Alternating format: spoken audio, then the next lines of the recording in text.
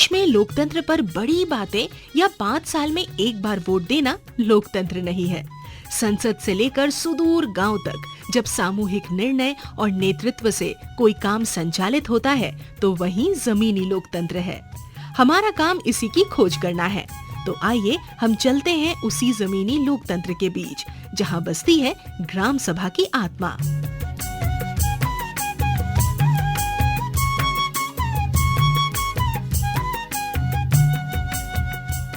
सभी सुनने वालों को जोहार। आज हम आए हुए हैं कुरडेया गांव, जो कि गुमला जिले के बसिया ब्लॉक में स्थित है। और हमारे साथ आज कुरडेया गांव के एक महत्वपूर्ण सदस्य हैं और साथ साथ हमारे साथ एक वनाधिकार कानून के एक विशेषज्ञ के रूप में बहुत महत्वपूर्ण व्यक्ति मौजूद हैं। हम स्वागत करते हैं जेवियर कुजूर जी का, जो कि पिछले 20 साल से वनाधिकार कानून पर और उससे संबंधित जितने भी जो काम चल रहे हैं झारखंड में, उसके एक विशेष जानकार हैं। और साथ ही हम स्वागत करते हैं नेल्सन टोपनो जी का, जो कि कुरडेया ग्राम सभा के एक महत्वपूर्ण सदस्य हैं। आप दोनों का बहुत बहुत स्वागत है। जोहार। जोहार।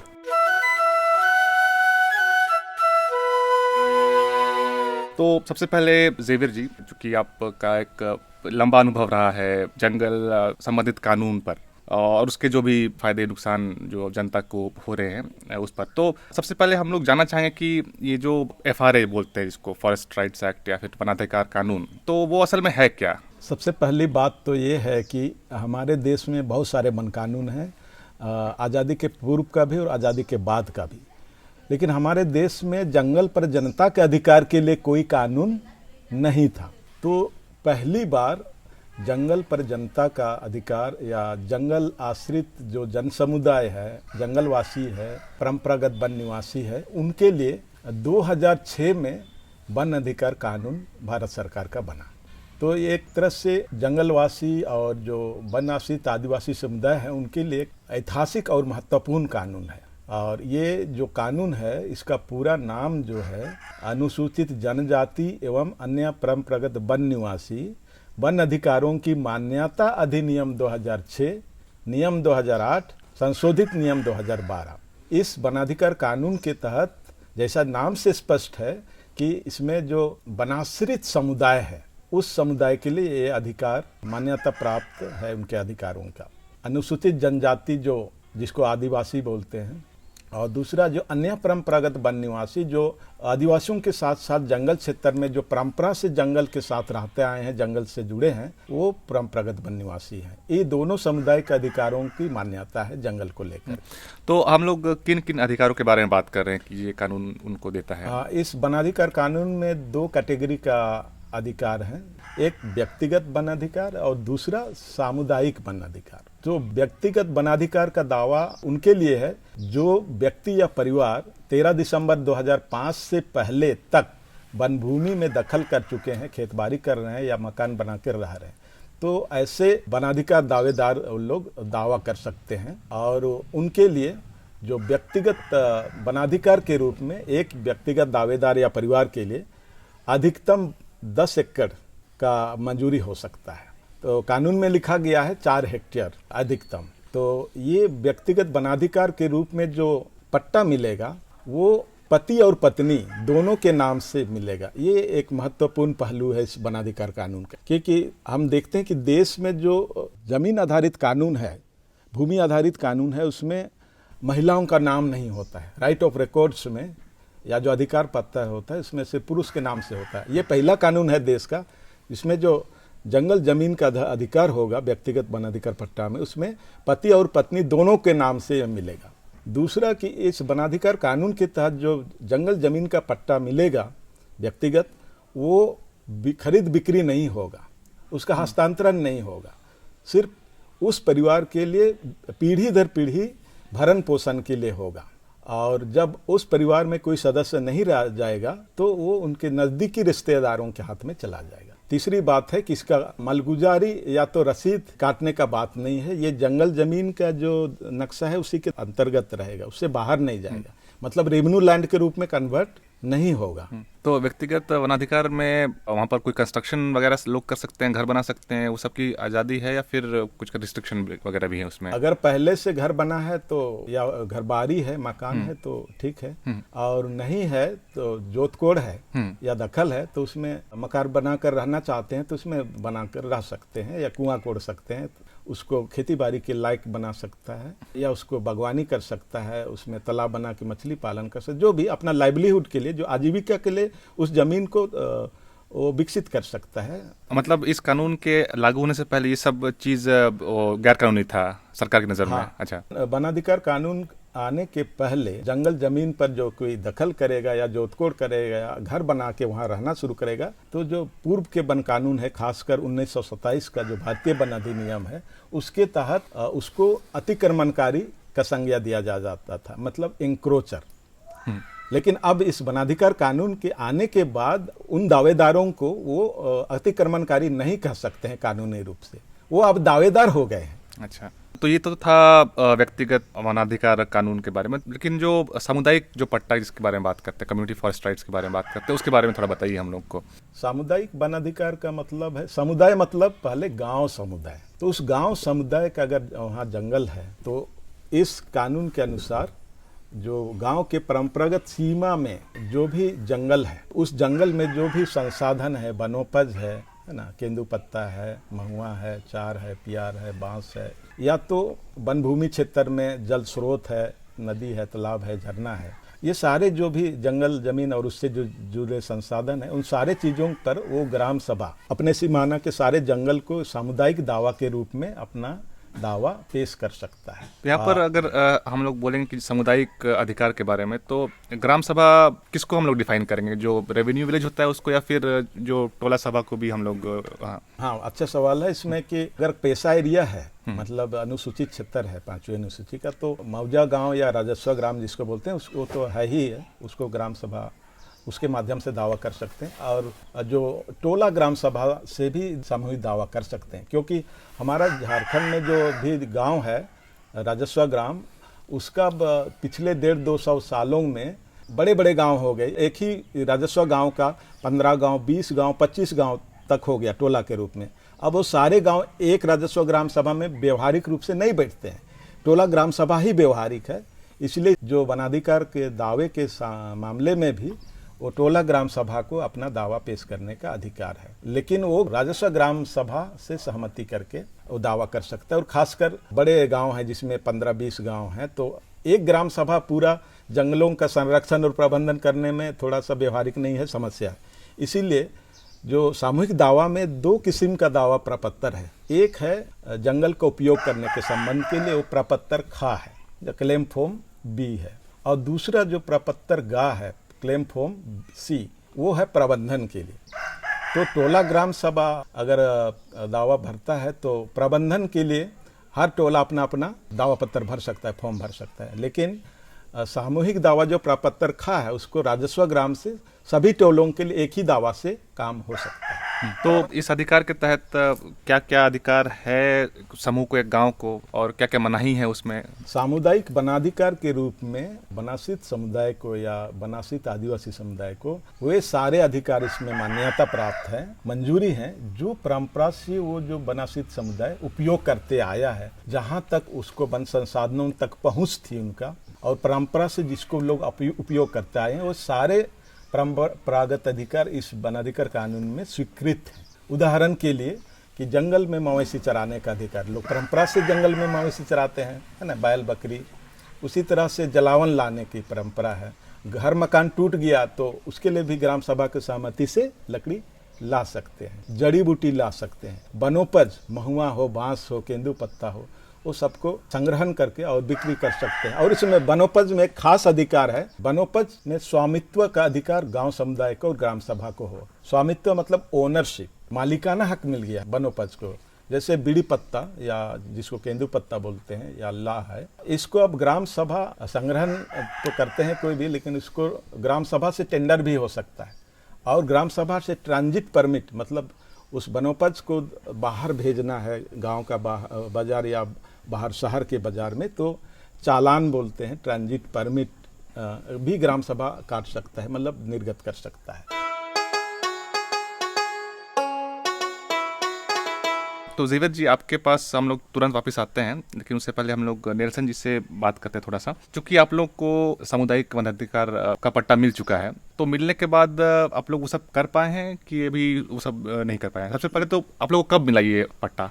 हम लोग को 26/11/2022 को ये सामुदायिक वन पट्टा मिला है। और सामुदायिक वन पट्टा मिलने के बाद हम लोग अभी जेबेरदा बताए कि स्वामित्व और प्रबंधन दोनों तरह का हम लोग अधिकार का जो समिति गठन किए वो किए हैं। और हम लोग स्वामित्व में जैसे गाँव वासियों को जो भी हैं 18 साल से ऊपर जितने भी युवक हैं सभी का दावेदार सूची बना और स्वामित्व का अधिकार उनको प्राप्त है, जिसमें हम लोग जंगल से कंदमूल, जड़ी बूटी और केंदुपत्ता, महुआ, ये सब हम लोग को सभी को चुनने या उसको इकट्ठा करके अपना फायदे के लिए प्रयोग करने के लिए हक प्राप्त है। और सामुदायिक वन पट्टा मिलने के बाद हम लोग गाँववासी सभी कोई खुश हैं, काहे कि हम लोग का जो कुर्डेगा मौजा के अंतर्गत जो वन क्षेत्र है उनका हम सामूहिक रूप से एक स्वामित्व का अधिकार हम लोग को प्राप्त होगी। और कितने एकड़ में आप लोग को?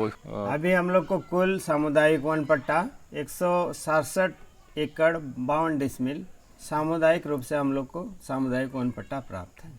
चलिए, बढ़िया।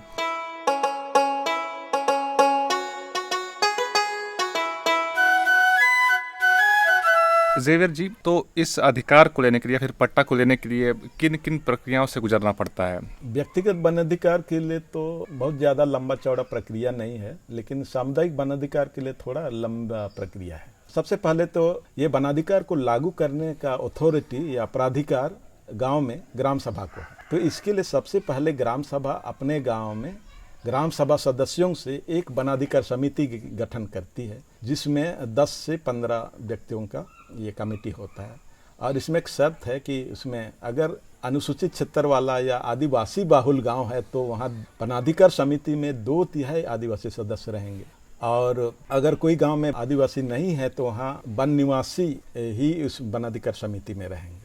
लेकिन कोई भी स्थिति में जहाँ भी वनाधिकार समिति गठन होगा वहाँ का अनिवार्य रूप से मैंडेटरी वो 1/3 सदस्य महिला सदस्य रहेंगे। और यही वनाधिकार कमेटी जो है कानूनी रूप से मान्यता प्राप्त कमेटी है, वो कानूनी रूप से अधिकार है वनाधिकार को लागू करने के लिए। और ये वनाधिकार समिति ग्राम सभा का एक एजेंसी है, ग्राम सभा के निर्देश आदेश से यही कमेटी काम करेगी, ग्राम सभा के प्रति वो जिम्मेदार रहेगी कमेटी। तो ये वनाधिकार समिति का आगे प्रक्रिया को आगे बढ़ाते हुए अगर उस गाँव में किसी व्यक्ति या परिवार का दखल है, जोतकोड़ है, खेतबाड़ी है, मकान है, जीविका का कोई भी वहाँ संसाधन है उस वन भूमि में, तो वो वनाधिकार समिति उनसे एक दावा आमंत्रित करती है। और उसके लिए जो वनाधिकार का दावा भरने के लिए एक विशेष दावा प्रपत्र होता है, दावा प्रपत्र का में व्यक्तिगत वनाधिकार दावेदार उसमें दावा भरता है।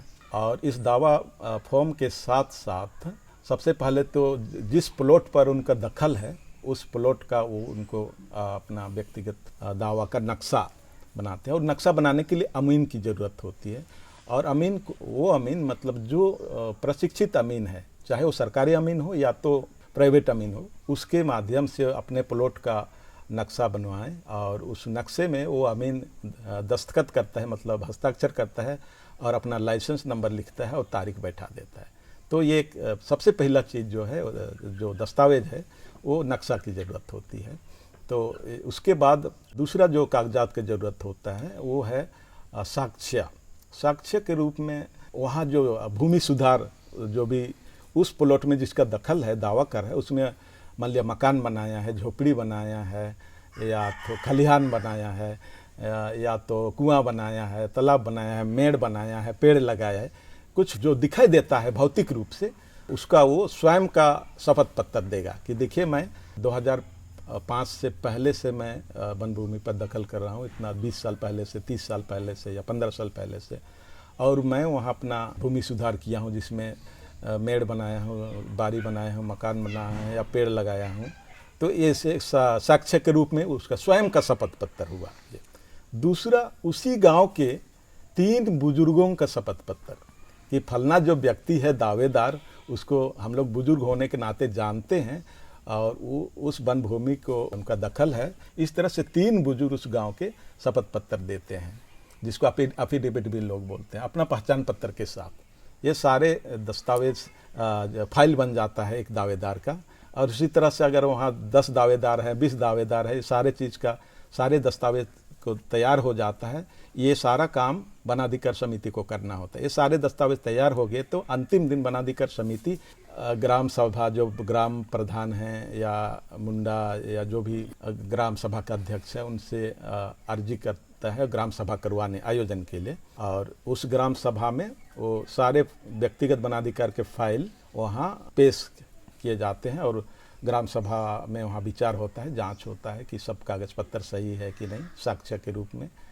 और उस ग्राम सभा में एक तरह से अनुमोदन होता है, मतलब पारित होता है दावा, और उसको अनुमंडल स्तरीय समिति में जमा कर दिया जाता है। अनुमंडल स्तरीय समिति चाहे तो स्थल निरीक्षण करा सकता है सत्यापन का प्रक्रिया में, और जो सत्यापन हो जाएगा तो अनुमंडल उसको जिला स्तरीय समिति में भेज देता है, और जिला स्तरीय समिति अनुमंडल स्तरीय समिति का सिफारिश या रिकमेंडेशन के आधार पर व्यक्तिगत वनाधिकार पट्टा का निर्गत कर देता है। और सामुदायिक वनाधिकार पर भी मोटा मोटी ऐसे ही चलता है या फिर सामुदायिक वनाधिकार दावा का प्रक्रिया भी है। सबसे पहले तो उस गांव का जंगल का सीमांकन की प्रक्रिया होती है।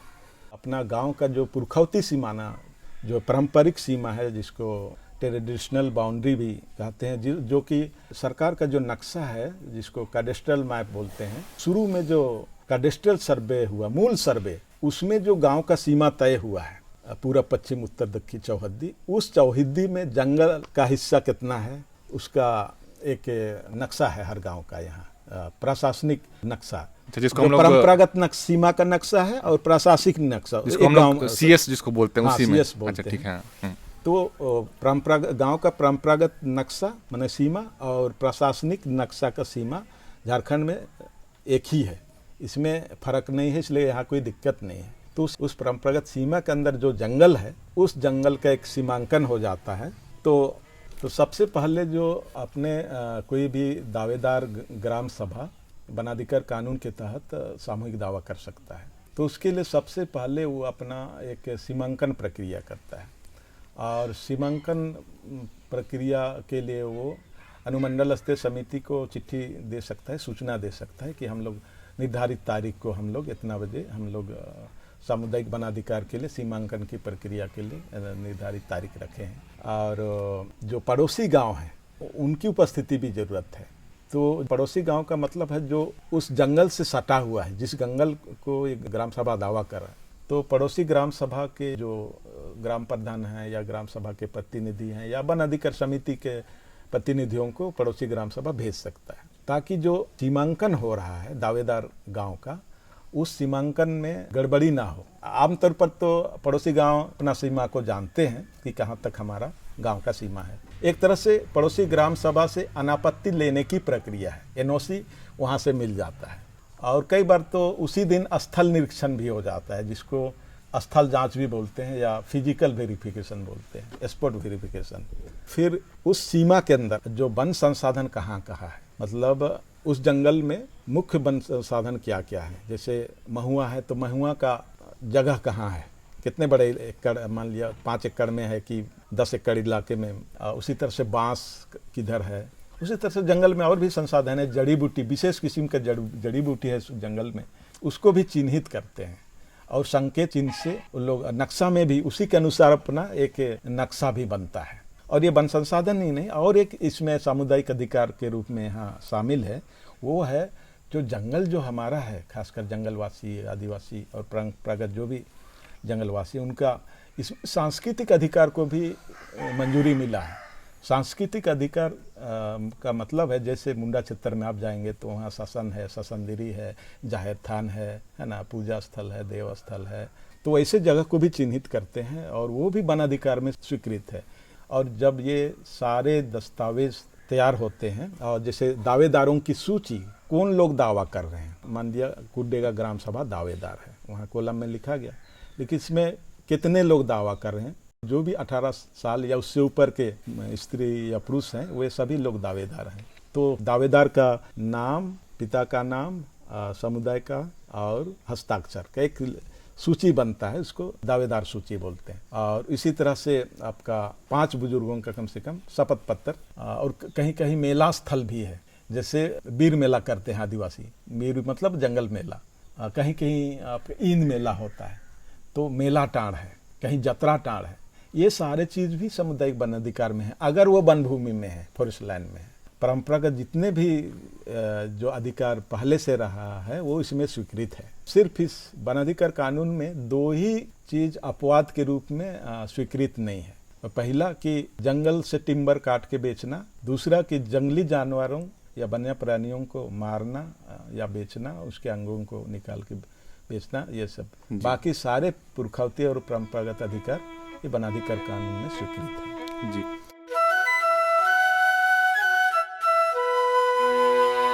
हम बात कर रहे थे कि किस तरह से ग्राम सभा के जरिए हम लोग वन अधिकार अधिनियम का इस्तेमाल कर सकते हैं अपने जंगल को और सुरक्षित रखने के लिए, अपना जो सहजीविता है जंगल के साथ में उसको और बढ़ावा देने के लिए, और किस तरह से ये लोग अपने जो दावा प्रपत्र हैं वो भर रहे हैं, सरकार से अपना दावा रख रहे हैं कि ये एक जो जंगल का जो हिस्सा है वो ग्राम सभा उसे संचालित करेगी। तो बहुत ही एक प्रेरणादायक कहानी रहा है इनका, और हम तो चाहेंगे कि जो भी अन्य ग्राम सभा के लोग, दूसरे गांव के लोग इस पॉडकास्ट को सुन रहे हैं, कि आप भी अपने ग्राम सभा के ज़रिए इसी तरह से सरकार के पास अपना दावा रख सकते हैं अपने जंगल का, और उस जंगल का आप कानूनी रूप से इस्तेमाल कर सकते हैं अपनी भलाई के लिए, जंगल की भलाई के लिए, सबकी भलाई के लिए। तो इस पॉडकास्ट के अगले भाग में हम लोग जंगल एवं उसके प्रबंधन के बारे में बात करेंगे। तो सुनने वालों से आग्रह रहेगा कि अगला पॉडकास्ट में हमारे साथ ज़रूर जुड़िए। तब तक के लिए सबको जोहार।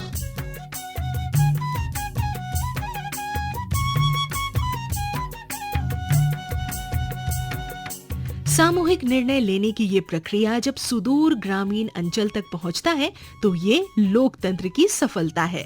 यही जमीनी लोकतंत्र है। गांव ने इस लोकतंत्र को किस तरह बचाया और संभाला है, ये हमें झारखंड के गांवों में देखने को मिलता है। तो इसी के साथ हम आपसे विदा लेते हैं और मिलते हैं ग्राम सभा से संबंधित अगले पॉडकास्ट में। तब तक के लिए जोहार।